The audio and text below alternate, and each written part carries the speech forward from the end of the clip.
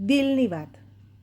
મિત્રો, ક્યારેક મનમાં પ્રશ્ન થાય છે, શું ડીજે હોય તો જ લગ્ન થાય? શું લગ્નમાં વિડીયોગ્રાફી થાય તો જ લગ્ન થયા કહેવાય? અને અત્યારના આધુનિક જમાનામાં તો પ્રી વેડિંગ વિડીયો, અને તે પણ દૂર દૂર જઈને ખોટા ખર્ચા સાથે કરવા, એ પણ શું લગ્ન થયા કહેવાય? દુલ્હન મોટા મોટા બ્યુટી પાર્લરમાં મોટા મોટા ખર્ચા સાથે તૈયાર થાય તો જ એ દુલ્હન કહેવાય?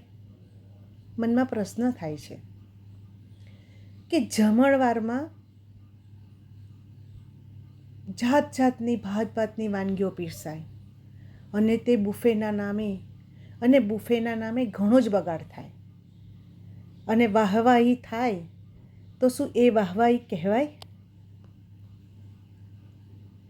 અને ઇવેન્ટ, અત્યારેનો ખૂબ જ આધુનિક શબ્દ કે ઇવેન્ટ, મહેંદી ઇવેન્ટ, સંગીત સંધ્યા, અને તે પણ 2-3 દિવસ, તો શું એ લગ્ન કહેવાય?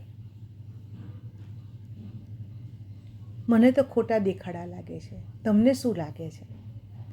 શું એવા દેખાડા થવા જોઈએ? મારી દ્રષ્ટિએ તો લગ્ન શાસ્ત્રીય વિધિ પ્રમાણે થવા જોઈએ.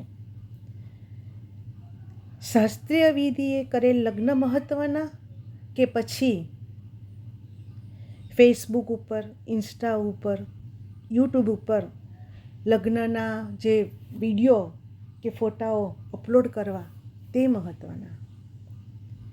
કંઈ સમજાતું નથી. દુનિયા ક્યાં જઈ રહી છે? દિલની વાત. ક્યારેક મનમાં પ્રશ્ન થાય છે કે શું આ બધું બંધ ના થવું જોઈએ?